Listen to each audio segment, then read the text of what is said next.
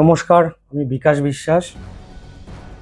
আজ আমি ভারতবর্ষের প্রধানমন্ত্রী যশস্বী নরেন্দ্র মোদীজিকে নিয়ে আমার স্বরচিত কবিতা পাঠ করব। কবিতার নাম জয় মোদীজি। আমি বিকাশ বিশ্বাস, উত্তর দমদমের বাসিন্দা। এর আগেও আমি বিভিন্ন কবিতা লিখেছি, সেগুলো ইউটিউবেও চলেছে, বিভিন্ন সংবাদ মাধ্যমে প্রকাশিত হয়েছে।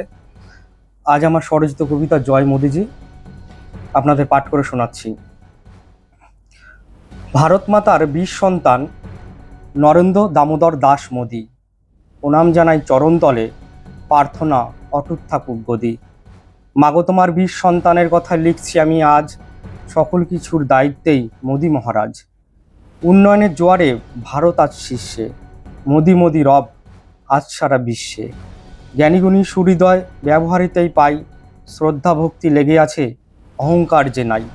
সরল সিধে মানুষটি সে, বোঝা ভারী ভার, তার হৃদয়তে ঠাসা আছে জ্ঞানের ভাণ্ডার।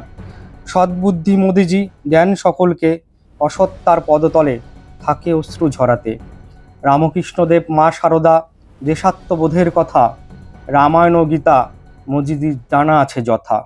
লোভ লালসা ত্যাগ করে সে এসেছে নতুন পথে, জীবনের দাম নেই যেন তার, সবই উৎসর্গ জনতার কাছে।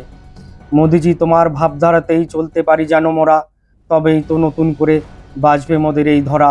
ইতিকালে শুধু বলি জনতার ভাষায়, বিরোধীরা বাঁধবে মোদিজিকে নতুন চালের পাশায়।